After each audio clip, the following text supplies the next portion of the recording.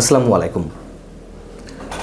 Corridor ইস্যুতে তুমুল সমালোচনার মুখে রাজনৈতিক দলগুলোর সঙ্গে সরকার কোনো প্রকার আলোচনায় না গেলেও বা যাওয়ার ইঙ্গিতও আমরা পাচ্ছি না, তারপরও তুমুল চাপের মুখে এই বিষয়টি নিয়ে কথা বলতে বাধ্য হয়েছেন জাতীয় নিরাপত্তা উপদেষ্টা ডক্টর খলিলুর রহমান। কিন্তু তিনি সাংবাদিকদের সামনে যে কথাগুলো উপস্থাপন করলেন তাতে আমার কাছে মনে হয়েছে যেন আমরা কোটি কোটি মানুষ সবাই প্রাইমারি স্কুল পড়ুয়া শিক্ষার্থী, আমাদেরকে গল্প শোনানোর মতন সব কিছু বলে যাচ্ছেন শিক্ষক হিসেবে।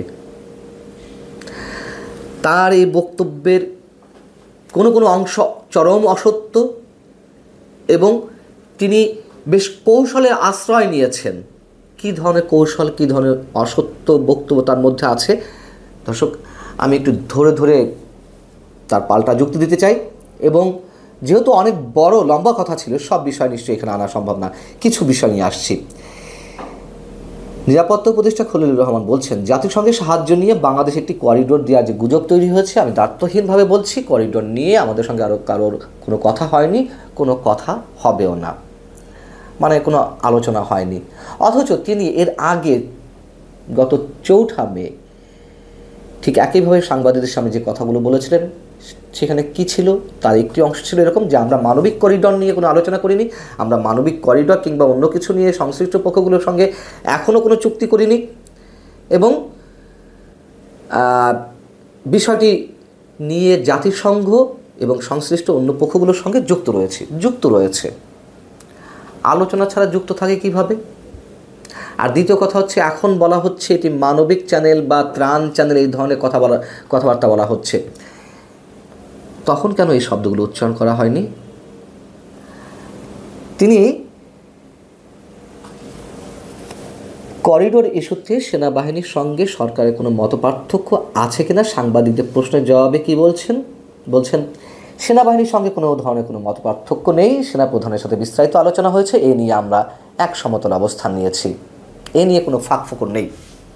ফাঁকফোকর অবশ্যই আছে সরকারের বক্তব্যে, তার বক্তব্যে ফাঁকফোকর আছে, ফাঁকফোকর নেই সেনাবাহিনীর বক্তব্যে। এর আগেই জানিয়েছে আপনাদেরকে আলাদা একটি কন্টেন্টে, সেনাপ্রধান স্পষ্ট ভাষায় বলেছেন, করিডোরের নামে বাংলাদেশের বুকে বিশেষ কোনো শক্তির খেলা চলতে দেওয়া হবে না। পরিষ্কার তো? আচ্ছা,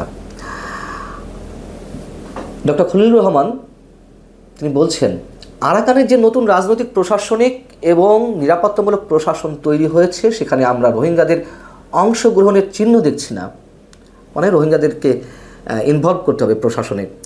আমরা আরাকান আর্মিকে সরাসরি বলেছি, আমরা কোনো রকম এথনিক ক্লিনজিং বা জাতিগত নির্মূল অভিযান সহ্য করব না। কি চমৎকার হাস্যকর কথা, খেয়াল করুন। তিনি বলছেন, তারা যদি শুধু রাখাইনদের নিয়ে রাজ্য পরিচালনা করতে চায় তাহলে তারা হবে একটি বর্ণবাদী রাষ্ট্র। তারা বর্ণবাদী রাষ্ট্র হোক আর জাতিগত নির্মূল অভিযান চালাক কিংবা এথনিক ক্লিনজিং চালাক, বাংলাদেশ সহ্য না করলে তাতে আরাকান আর্মি কি আসে যায়? বাংলাদেশ কি হয়েছে?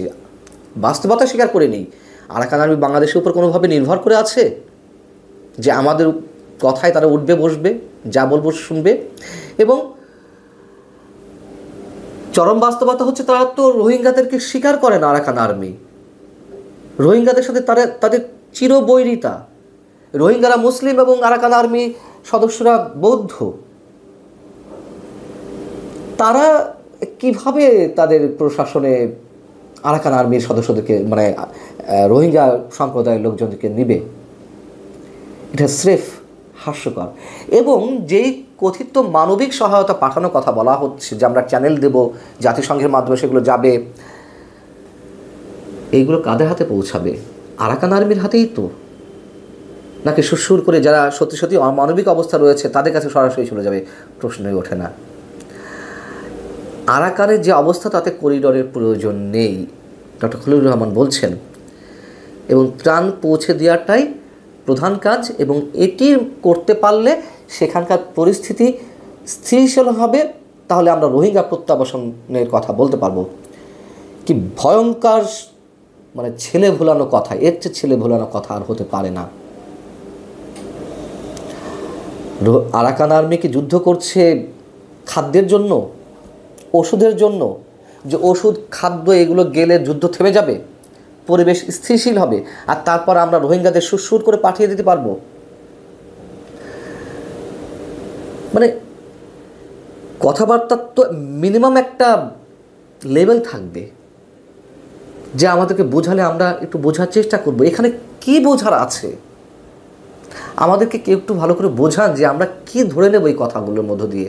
আরাকান আর্মি মনে হচ্ছে যে ওষুধ আর খাদ্যের জন্য যুদ্ধ করছে, সেটি চলে গেলে তারা শান্ত হয়ে যাবে।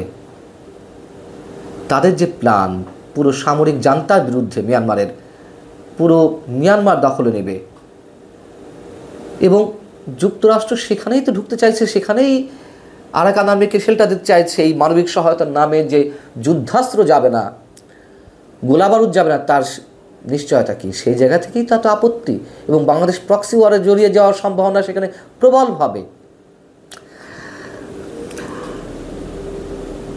এই আরাকান আর্মির অত্যাচারেই রোহিঙ্গা সম্প্রদায়ের মানুষেরা তো নতুন করে বাংলাদেশ ঢুকছেন। গত 10 মাসে লক্ষাধিক মানুষ ঢুকে পড়েছেন।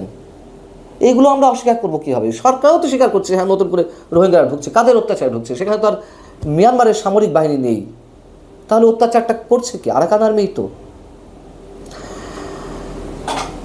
ডক্টর খলিলুর রহমান পরবর্তীতে আরও যে কথাটি বলছেন চরম অসত্য। তিনি বলছেন বাংলাদেশে যে 12 লাখ রোহিঙ্গা শরণার্থী আশ্রয় নিয়েছিল 2017 সালে, এবং এই সরকার দায়িত্ব নেওয়ার আগে 7 বছর নাকি এই বিষয়টি আন্তর্জাতিক এজেন্ডায় ছিল না। বর্তমান সরকার নাকি আন্তর্জাতিক এজেন্ডায় নিয়ে এসেছে, এবং 7 বছর বিষয়টি অপসৃত হয়ে গিয়েছিল, মানে হারিয়ে গিয়েছিল।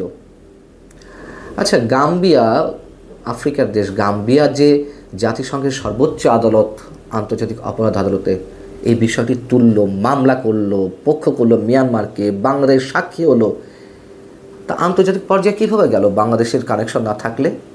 এবং এর বাইরে জাতিসংঘে রোহিঙ্গা ইস্যুতে যে কটি রেজলিউশন উঠেছে, এমনিতে আরও ওঠেনি। বাংলাদেশের তৎকালীন সরকার, আওয়ামী লীগ সরকার এগুলো না করলে, আলোচনা না রাখলে তো এগুলো হাওয়ায় ভেসে জাতিসংঘে উত্থাপিত হয়নি। সেখানে ভারত, চীন এবং রাশিয়া ভেটো দিয়েছে প্রত্যেকটা রেজলিউশনে, যেহেতু তাদের স্বার্থ রয়েছে। ওখানে রোহিঙ্গারা ফিরে গেলে আরাকান রাজ্যে তাদের যে বিনিয়োগ রয়েছে বিভিন্ন বিষয়ে, পোর্ট থেকে শুরু করে আরও অন্যান্য অনেক ক্ষেত্রে, সেগুলো থেকে তারা বঞ্চিত হবে, তাদের ব্যবসা বাণিজ্য লাটে উঠবে। ভারত চুপ ছিল, এগুলো তার মিথ্যে কথা না। তাহলে এটা সত্য হয়ে থাকলে এই যে আন্তর্জাতিকভাবে 7 বছরভাবে পিছিয়ে ছিল বা হারিয়ে গিয়েছিল, এটা তাহলে চরম অসত্য বক্তব্য নয়? তিনি বলেছেন যে এই ইস্যুতে কারোর চাপে নেই, আমেরিকা বা অন্য কারোর চাপে নেই, এবং সবার সাথে কথা বলছে যুক্তরাষ্ট্র, চীন, সবার সাথে কথা বলা হচ্ছে। চীনের রাষ্ট্রদূত ইয়াং ওয়েন কিন্তু গত কয়েকদিন আগে বাংলাদেশে বসেই জানিয়ে দিয়েছে যে তারা এর সাথে কোনোভাবেই জড়িত নয়। কার বক্তব্য সত্য, কি ধরে নেব আমরা? তিনি পররাষ্ট্র উপদেষ্টার বক্তব্য খণ্ডন করতে গিয়ে বলেছেন, পররাষ্ট্র উপদেষ্টা বলেছেন যে এই বিষয়ে সরকার নীতিগত সিদ্ধান্ত নিয়েছে মানবিক করিডোর ইস্যুতে। উনি সেটি বলছেন, সেটিকে অ্যাভয়েড করতে গিয়ে, মানে লুকাতে গিয়ে তিনি বলছেন না না এটা তার স্লিপ অফ টাং, তিনি মানবিক করিডোর বলেননি। আচ্ছা, ধরে দিলাম স্লিপ অফ টাং, তিনি মানবিক করিডোর বলেননি। সরকার যে নীতিগত সিদ্ধান্ত নিয়েছে সেই কথার কি বিরোধিতা করেছেন? করেননি তো। আর পররাষ্ট্র উপদেষ্টা যে ব্যক্তিত্বের মানুষ, আমি তাকে ব্যক্তিগতভাবে যতটুকু জানি, তার অসত্য বক্তব্য দেওয়ার কোনো সুযোগ নেই। সবশেষে আরেকটা কথা বলি, তিনি এই আলোচনায় তার নাগরিকত্ব নিয়ে যে প্রশ্ন উঠেছে, তার দ্বৈত নাগরিকত্ব রয়েছে, তিনি খুব বোল্ডলি বলেছেন যে আমি শুধু বাংলাদেশেরই নাগরিক, অন্য কোনো দেশের নাগরিকত্ব নেই।